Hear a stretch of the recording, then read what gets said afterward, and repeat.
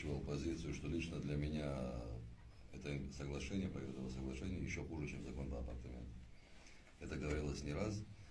Вот, я хотел немножко о другом рассказать. Как вам известно, 21 октября мы были в парламенте, говорили с депутатами, в частности, с руководителем комитета борцы с Алхасом Валиковичем, и должен информировать общество о том, что мы закончили наш разговор тем, что достигли соглашения, или, скажем так, он пообещал нам, что на этом консультации не завершатся.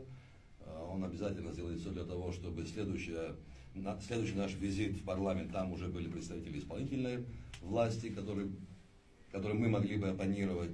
Но, несмотря на все это, сразу после того, как мы посетили парламент, в правительство Абхазии Алхасом Валиковичем, насколько нам известно, было направлено письмо, в частности, министру экономики, о том, что парламент дает согласие. Парламент согласен дать согласие на подписание этого соглашения. Я хочу, чтобы общество об этом знало. Это очень важный момент. И я вообще считаю, что такие брифинги должны быть как можно чаще, чтобы общество было информировано о тех процессах, которые происходят в нашем государстве. Вот этот момент я хотел бы оговорить.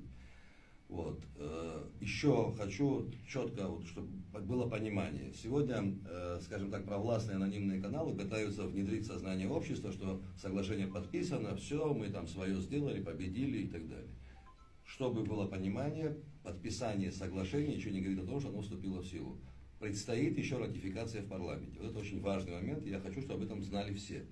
Предстоит ратификация, и мы вот здесь сидящие люди, и не только здесь сидящие люди, будем делать все от нас зависящее, чтобы заблокировать и довести до сознания наших избранников народных, депутатов, что ратификация это будет крайне вредной для будущего нашей страны и нашего народа, если хотите, абхазского народа, для наших детей.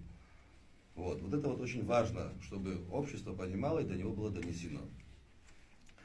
Вот о вредоносности этого соглашения мы говорили очень много, об этом можно говорить еще так же долго, но я этого делать не буду, если уже предыдущие ораторы все это сказали, и спикеры все это подчеркнули. Вот, если будут какие-то вопросы, с удовольствием на них отвечу.